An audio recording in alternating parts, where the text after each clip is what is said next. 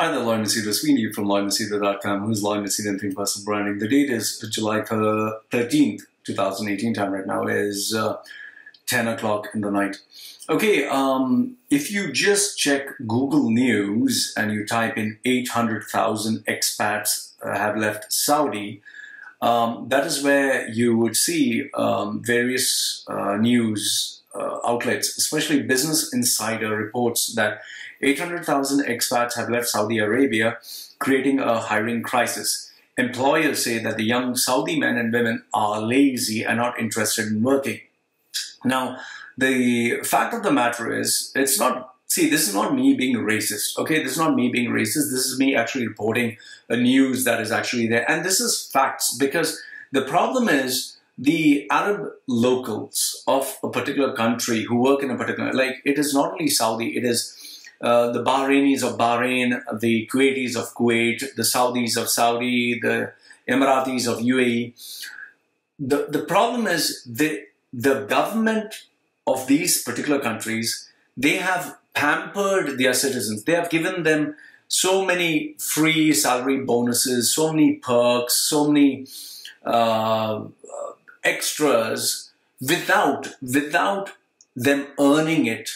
So the sense of entitlement has come in, whereby they just feel it's your duty, take care of me, I don't care, unemployment benefits, or give me a free bank loan, or even graduates, they believe that as soon as they graduate out of college, they have to get a salary that is 30 times more than that of someone who's experienced, and especially an expat. So this kind of entitlement has entered their psyche.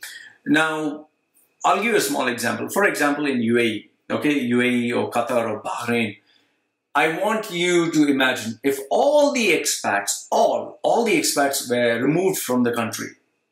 Do you think these Arab countries would survive? Do you think they would sustain? Impossible. They would crash. I'll tell you why. Number one is, none of these citizens of these countries, none, not a single one, wants to work in the sun. And the sun, the temperature goes up 50 degrees. Do you think these guys who sit in their Range Rover, who sit in the AC, air conditioning, who sit, Fadal, Allah, and they dress up in this way and they talk to you this way. Do you think they want to work out in the sun? They work in the sun? Do you think they are prepared to work? They report to work, instead of working 8 hours, they report to work. First thing, they'll go to the pantry, they'll relax themselves, and then they'll talk, and then they pray 5 times a day. And each time they pray is like 20 minutes to half an hour. So they practically work maybe 2 hours a day, and then they leave. And they work 5 days a week. And when there is the Eid and Ramadan, they take, especially Eid, they have holidays while the expats work. They don't work. So they expect a very high salary. They expect very low hours of work, less number of days, less number of hours. They expect very high positions, even though they don't have any experience, very, very high positions. And they expect these entitlements, bonuses, and so many things. So when you have this, how can a country survive? And when they have this racist attitude that expats are shit, people from these Asian countries, they have to work for cheap, and we'll not pay their salaries on time, we'll treat them like shit, we'll treat them inhuman, because we are superior. We are the upper crust of society. We are the greatest religion on this world. We are the greatest race in this world. You are all shit. You are all low life. How can a country survive? That is the reason these Arab countries are facing this crisis at the moment. And 800,000 expats leaving, I can challenge you on this.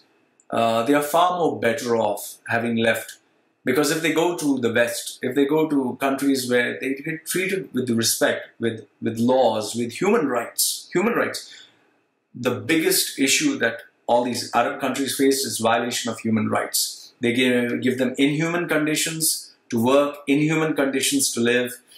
They put like 10 people in a room with no AC, where they're stinking, smelling. The toilet is next to the kitchen, and it's bad. They give them such a horrible life.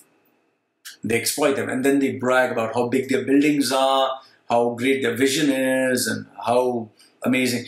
But when these same guys, these same few Arabs, when they go to the West, They dress up normal. They don't put their Arabic dress. And then they demand, treat us equal. Why are you treating us with racism? Why are you treating us this way? This is the problem.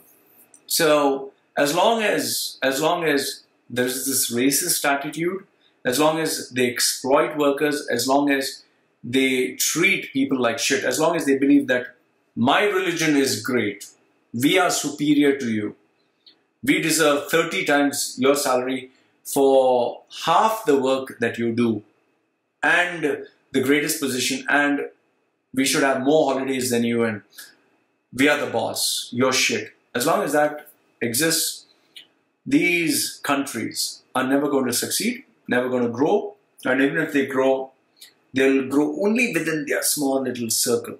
And that is why you see between themselves, they have this Shia, Sunni, Kuwaitis versus Saudi versus Qatar. They just keep fighting between themselves because it's the upbringing. I'll give the best analogy. Look at the families of any person, if they raise their child, if they bring up their child with the proper values, not giving life easy. Like whenever you want money, give money. Whenever you want chocolate, I'll give you chocolate. Whenever you want to buy anything, okay, I'll put you for all this.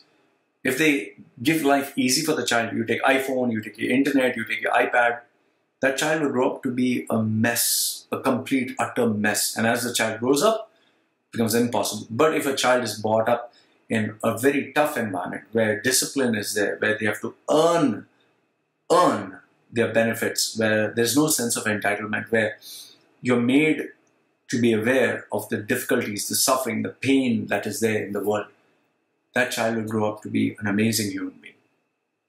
The former example that I gave you, where the sense of entitlement, child is pampered, this is the problem with these citizens of these countries. They believe, because right from a very young age, they were given bonuses, salaries, and big positions, and told you're superior, they are shit. So that's why. And I'll tell you, this will show itself to the government, and they will realize, shit, we messed up, we fucked up, we ruined our younger generation, we are to blame. And very soon, I'll tell you, very soon, these expats will no longer take shit. They'll no longer take shit. They'll realize we deserve respect. We are not going to take crap from anyone. And then, I'll tell you, then they will, when they don't have a choice, they will start being nice. So I'm not surprised with this news. You would see much more problems for these guys. So let me know what you think in the comment section below. I always read your comments. You can agree, you can disagree. Like the video, give it a thumbs up. Don't like it, give it a thumbs down. Let me know, what do you think about the 800,000 expats who left Saudi Arabia, creating a hiring crisis, and with the Business Insider report that says these young Saudi men and women are lazy. Is it just a problem in Saudi? Is it a problem in all the Arab states? Love to read your comments. This is me signing off for now. Take care.